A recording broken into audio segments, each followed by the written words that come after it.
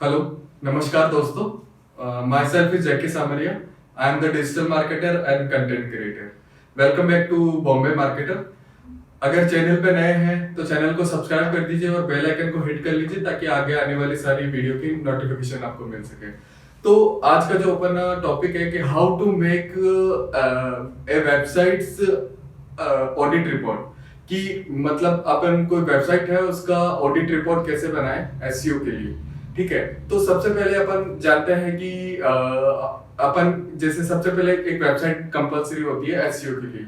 तो अब वेबसाइट में अगर आप देखते होंगे कि सबसे पहले अपन जो है, मैं टॉपिक उसके बारे में बात करता हूँ कि सर्च इंजन विजिबिलिटी एक्सेसिबल। अब ये क्या होता है कि जैसे सर्च इंजन पे आपकी विजिबिलिटी कितनी है, या फिर आप सर्च इंजन पे आप अलग अलग लिंक से कितनी बार आपकी प्रेजेंस है।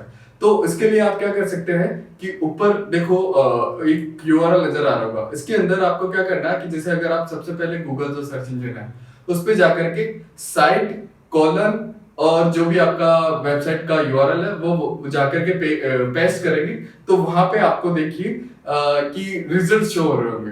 तो वो रिजल्ट जितने भी है, जैसे 50 है या 60 है, वो जितने भी रिजल्ट है उसको बोलते हैं कि सर्च इंजन पे आपकी विजिबिलिटी कितनी है। ठीक है, वैसे ही अगर आप जो जो जो कि अलग अलग सर्च इंजन एक और है, जैसे कि याहू हो गया या बिंग हो गया, तो उस पे जाकर के सेम आप साइट साइट आपको वर्ड टाइप करना, फिर कॉलन लगाना, फिर यूआरएल। तो उससे जैसे बिंग सर्च इंजन पे आपकी जो भी जितनी भी विजिबिलिटी है वो आपको पता पड़ जाएगी, या फिर याहू याहू पे जितनी भी विजिबिलिटी है वो आपको दिख जाएगी। ये तो हो गया अपना फर्स्ट टॉपिक। इसके बाद अपन आते हैं सेकंड टॉपिक होता है जैसे कि एसएसएल। एसएसएल क्या होता है कि एसएसएल का अपन को सर्टिफिकेट लेना होता है। जैसे अगर आप यहाँ पे देख पा रहे होंगे कि वेबसाइट के आगे एक लॉक, एक ताला सा जो लगा हुआ रहता है वो एसएसएल रहता है। एसएसएल आपको क्या करता है, आपकी साइट को सिक्योरिटी प्रोवाइड करता है।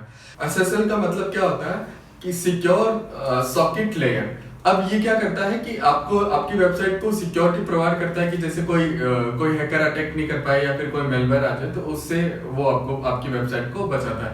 आप देखते होंगे कि कई सारी वेबसाइट को आपने सर्च करा और उस पे अनसिक्योर लिखा हुआ आता है। इसका मतलब वो ये रहता है कि उन्होंने एसएसएल नहीं लिया हुआ रहता है। ये तो हो गया अपना सेकंड टॉपिक। अब आता है अपन थर्ड टॉपिक पे। थर्ड टॉपिक होता है अपना टैग, मेटा टैग या फिर आपका मेटा डिस्क्रिप्शन। अब मेटा टैग क्या होता है कि सबसे पहले मेटा टैग आपका जैसे कि कम से कम मेटा टैग आपका 40 to 50 कैरेक्टर का, मैं वर्ड्स की बात नहीं कर रहा हूँ, मैं कैरेक्टर की बात कर रहा हूँ कि आपका जो मेटा टैग जो होता है 40 to 50 कैरेक्टर का होना चाहिए। उसके अंदर आपका यूआरएल आना चाहिए। फर्स्ट जो भी आपका मेटा टैग जहां से भी स्टार्ट होता है वो उसका यूआरएल आना चाहिए। आप ऊपर स्क्रीन पे देख सकते हैं कि मेटा टैग किस तरीके का होता है। अब उसके बाद एक पाइपलाइन होती है। पाइपलाइन के बाद आपका ब्रांड नेम हो गया। जैसे कि मैंने सर्च करा कि कार रेंटल इन पुणे, तो ऊपर ऊपर आपको दिख रहा होगा कि कार रेंटल इन पुणे, ये तो हो गया आपका कीवर्ड मेटा टैग के अंदर। और उसके बाद पाइपलाइन और फिर उसके बाद आ रहा है जूम कार। तो जूम कार क्या है कि ब्रांड नेम को रिप्रेजेंट कर रहा है वहां पे। ये हो गया आपका मेटा टैग। अब उसके बाद आता है मेटा डिस्क्रिप्शन। अब मेटा डिस्क्रिप्शन की में भी आप फर्स्ट लाइन पे आप देख पा रहे होंगे कि अपना कीवर्ड आ रहा है। ठीक है, तो ये जो कीवर्ड है वो आपकी वेबसाइट को रैंक करवाता है। मतलब क्या होता है कि आपका जो कीवर्ड है वो फर्स्ट 30%, जो भी आपका टाइटल है उसका फर्स्ट 30% में और डिस्क्रिप्शन के भी फर्स्ट 30% में आपका कीवर्ड आ जाना चाहिए। ठीक है, ये जो आपका जो है मेटा डिस्क्रिप्शन है वो भी आपका 150 to 160 कैरेक्टर का होना चाहिए। अब उसके बाद आता है अपना नेक्स्ट टॉपिक। नेक्स्ट टॉपिक आता है कि कैनोनिकल एरर। कैनोनिकल एरर क्या रहती है कि जैसे कि आपने गूगल पे सर्च करा जैसे बॉम्बे मार्केटर या फिर www.bombaymarketer.com या फिर bombaymarketer.com। तो अगर आप आपका जो टाइटल बार है जहां या आपकी सर्च बार है, सर्च बार में आप ये तीनों अलग अलग तरीकों से सर्च करते हैं तो आपका यूआरएल एक ही यूआरएल पे या फिर एक ही वर्ड पे या एक आपका जो भी ब्रांड नेम है उस पे आना चाहिए। उसको बोलते हैं कैनोनिकल एरर। अब होता क्या है कि जब डेवलपर वेबसाइट को बनाता है तो आप उसको बोल सकते हैं कि आपका जो वेबसाइट का यूआरएल है वो https कॉलन फिर आपका जो भी आपका वेबसाइट का नेम है वो कोलन फिर करके, तो वो भी आप ऊपर जाकर के चेक कर सकते हैं। इस तरीके से आपका वेबसाइट का यूआरएल होना चाहिए। तो आप अपने डेवलपर को बोल सकते हैं कि वो इस तरीके से आपका वेबसाइट का जो यूआरएल है उसको रिडायरेक्ट इस पे होना चाहिए, या तो वो HTTP हो या फिर HTTPS, दोनों पे ही वो रिडायरेक्ट होकर के सेम आपका जो मेन यूआरएल है उस पर आ जाए। वरना होता क्या है कि गूगल जैसे अगर तीनों तरीके से आप जिन भी आप अलग अलग तरीके से सर्च करते हैं वो उसको एक अलग अलग वेब पेज मानता है, ठीक है। तो उसको गूगल को पता नहीं पड़ पाता कि कौन से वेब पेज को इंडेक्स करवाना है, इसलिए अपन उनको बता सकते हैं कि हाँ ये वाला है जो प्रॉपर आपका यूआरएल है, ठीक है। अब इसके बाद अपना जो अगला टॉपिक आता है वो है साइट मैप, ठीक है। याहू और गूगल दोनों साइट मैप। अब साइट मैप क्या होता है कि टू क्रोल वेब पेजेस, कि वेब पेजेस को क्रोल करवाना। अपन सर्च इंजन को, गूगल को या फिर याहू को अपन बोलते हैं कि भाई ये जो पेज है इनको क्रॉल करवाना है आपको, और ये जो पेज है इनको क्रॉल नहीं करवाना, ठीक है। ये हो गया आपका साइट मैप। अब साइट मैप को कैसे चेक करते हैं कि आपका यूआरएल, जैसे आपका वेबसाइट है बॉम्बे मार्केटर /sitemap.xml, उससे क्या है कि आपका जो साइट मैप है वो निकल करके आ जाएगा।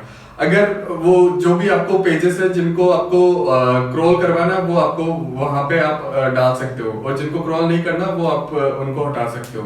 तो इससे आपको ये पता पड़ जाएगा। अब उसके बाद आ जाता है कि robot.txt। ये क्या होता है कि ये भी एक तरीके की फाइल्स रहती है जिसमें क्या होगा कि गूगल को इंडेक्स करवाना होता है, अपने जो पेजेस है उनको इंडेक्स करवाना रहता है। तो उसके लिए क्या होता है कि उसको अपन कैसे चेक कर सकते हैं, आपका साइट का यूआरएल जैसे bombeymarketer.com/robot.txt। इससे क्या है कि जो वेबसाइट पे उनको सर्च इंजन को बताना है कि किन पेजेस को अपन को इंडेक्सिंग करवानी है, किन को नहीं करवानी है। उससे उसको सर्च इंजन को पता पड़ जाता है प्रॉपर इंडेक्सिंग किन पेज, कौन कौन से पेज इंडेक्स हो रहे हैं। अब इसके बाद आ जाता है कि वेबसाइट का वेब पेज स्पीड के लिए अपन क्या है, एक टूल आता है जो कि गूगल का खुद का टूल है। आप गूगल पे जाकर के वेब पेज स्पीड सर्च करेंगे तो गूगल का टूल आ जाएगा जो कि है developer.google.com। वहां पे जाकर के आप अपने वेबसाइट की स्पीड चेक कर सकते हैं। अब वेब पेज का लोड टाइम, अब लोड टाइम कैसे चेक करते हैं, उसके लिए एक टूल आता है pingdom.com। ये टूल पे जाकर के आप अपने वेबसाइट का यूआरएल और जहां से आपने होस्टिंग ली है वो होस्टिंग के कंट्री डालेंगे तो आपको पता पड़ जाएगा कि लोड टाइम कितना है आपका वेबसाइट का। अब इसके बाद नेक्स्ट अपना जो टॉपिक आता है वो है कि जैसे बैकलिंक। तो अब बैकलिंक क्या होता है, बैकलिंक के लिए मैंने पहले ही एक वीडियो बना के रखी है जो कि गेस्ट पोस्ट में पूरा बैकलिंक को मैंने डिफाइन करा, वो आई बटन में जाकर के आप चेक कर सकते हैं। इसके अलावा जैसे बैकलिंक कितने वेबसाइट पे कितने सारे बैकलिंक है उसके लिए कई सारे पेड टूल है, जैसे कि HRF हो गया, SMRS हो गया, ठीक है, या फिर उबर सजेस्ट। ये कई सारे पेड टूल है, वो इनको आप यूज करके बैकलिंक का पता लगा सकते हैं कि वेबसाइट पे बैकलिंक कितने हैं। अब एक ट्रिक मैं आपको बताता हूँ कि आप अलग अलग प्लेटफॉर्म का अगर आप पेड सर्विसेज लेंगे इन जितने भी टूल्स हैं तो आपको कॉस्टली पड़ेगा। एक आपको मैं एक वेबसाइट बता देता हूँ जैसे कि toolzap.com। वहां पे जाकर के आपको इन सारी वेबसाइट का एक मंथली बेसिस पे एक आपको नॉमिनल सा अमाउंट पे करना पड़ता है और उस पे आप इन सारी वेबसाइट का एक्सेस आपको मिल जाता है, ठीक है। अब इसके बाद अपना जो नेक्स्ट टॉपिक आता है कि जैसे वेबसाइट में कई सारे ब्रोकन लिंक होते हैं, तो उसका पता लगाने के लिए अपन को एक टूल है एटम एसईओ पे जाकर के आप अपना वेबसाइट का यूआरएल डालेंगे तो वो बता देगा कि आपकी वेबसाइट पे कितने सारे ब्रोकन लिंक है, तो वो ब्रोकन लिंक का आपको पता पड़ जाएगा।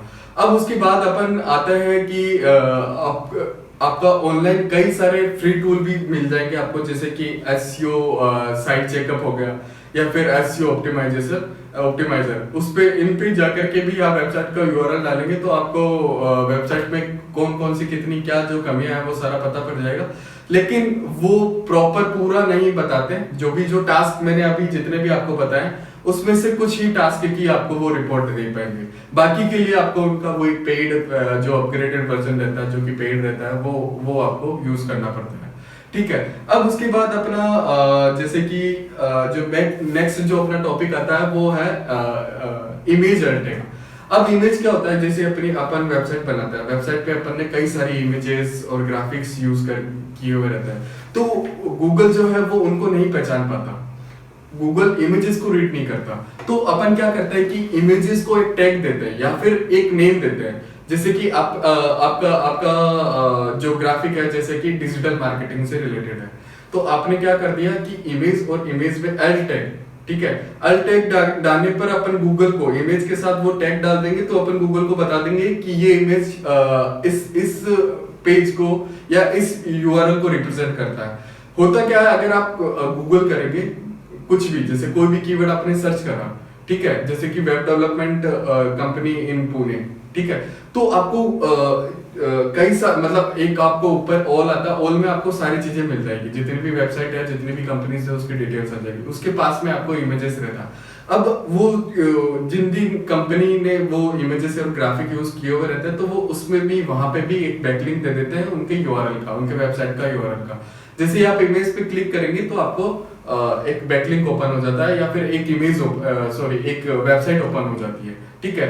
तो अपन को क्या करना होता है कि जितनी भी इमेजेस रहती है उनको अपन को टाइटल इमेज अल्ट टैग मतलब उनका अल्टरनेटिव, मतलब जो भी है वो इमेज किस चीज को रिप्रेजेंट कर रही है वो वहां पे अपन को डालना होता है, ठीक है। अब उसके बाद अपना टॉपिक आता है सबसे पहले मैं आपको दोस्तों बता देता हूँ कि अगर आप अपनी वेबसाइट वर्डप्रेस पे बनाते हैं तो आपका एसईओ आपकी वेबसाइट को रैंक करवाना काफी इजी होता है। इसके अलावा एक प्लगइन आता है, जैसे उस प्लगइन का नाम है योस्ट एसईओ। तो योस्ट एसईओ प्लगइन अगर आप अपनी वेबसाइट में डाल देते हैं तो वो वहां पे आपको, जैसे अगर आपका कोई भी वेब पेज है, ठीक है, या फिर आपने कोई भी पेज क्रिएट करके रखा, तो वो वहां पे आपको वो टोटल बता देगा कि कहाँ कहाँ आपके वेब पेज में कहाँ कहाँ एरर है। तो वो एरर को आप वहां पे जा करके अगर आप बैकएंड ओपन करेंगे तो वो एरर को देख करके आप रेक्टिफाई कर पाएंगे कि कौन कौन सी एरर्स है, तो वो आप उसको सॉल्व कर सकते हैं।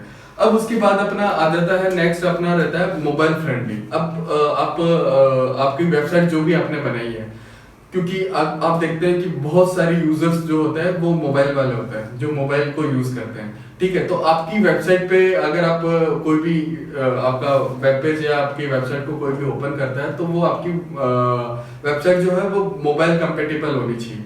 मतलब उसकी विजिबिलिटी मोबाइल के अंदर या फिर टैब में ओपन कर रहे हो या फिर डेस्कटॉप में ओपन कर रहे हो, तो सब जगह आपका वेब पेज एक प्रॉपर फॉर्मेट के अंदर ओपन होना चाहिए।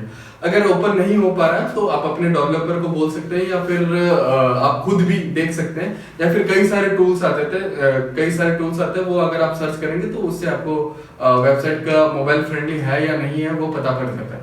अब उसके बाद आ जाता है अपना H1 टैग।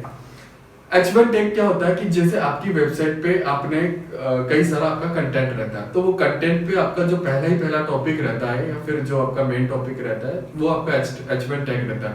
H1 टैग में का बेनिफिट ये रहता है कि H1 टैग में आप लॉन्ग टेल कीवर्ड को यूज कर सकते हैं, जिससे कि आपके वेबसाइट के सब पेजेस जो रहते हैं वो आपके आप वहां पे आप ये लॉन्ग टेल कीवर्ड यूज कर सकते हैं, तो वो उससे रैंकिंग आपकी जल्दी आती है। इसके अलावा क्या है, H1 टैग में भी आपको 20 to 30 कैरेक्टर ही यूज करने हैं। अब अपना जो है नेक्स्ट टॉपिक आ जाता है कि जैसे अपन ने जैसे टाइटल टैग और टाइटल डिस्क्रिप्शन को मैंने बताया था आपको, सेकंड जो अपना टॉपिक था। अब उसको भी आप है ना, एक जो टूल आता है SERP आप गूगल पे सर्च करेंगे सर, तो वो जो टूल आ जाएगा उस टूल पे आप अपना मेटा टैग और मेटा डिस्क्रिप्शन डालेंगे तो वो किस फॉर्मेट में शो होगा प्रॉपर आपकी वेबसाइट पे, किस तरीके से विजिबल होगा, वो भी आप वहां पे जाकर के चेक कर सकते हैं। इसके अलावा आपको इन सारे टॉपिक में या फिर इनसे रिलेटेड अगर कोई आपको टूल्स चाहिए, कुछ टूल की नीड है आपको, इसके अलावा इन टॉपिक्स में अगर कोई भी टॉपिक आपको समझ में नहीं आया, उससे रिलेटेड आपको कोई भी हेल्प चाहिए, तो आप मेरे को कमेंट करके बता सकते हैं कमेंट सेक्शन में। और इसके अलावा आपको एसईओ ऑडिट रिपोर्ट किस तरीके से प्रॉपर एक बनती है उसका फॉर्मेट आप यहाँ पे चेक कर सकते हैं। आप भी अपने क्लाइंट्स के लिए एक प्रॉपर रिपोर्ट तैयार करके, एक ऑडिट रिपोर्ट तैयार करके आप उनको दे सकते हैं, ताकि वो आपको प्रोजेक्ट दे सके। इसके अलावा आपको अगर किसी भी टाइप की कोई भी हेल्प चाहिए तो आप मेरे को कमेंट सेक्शन में बताइए। Thank you.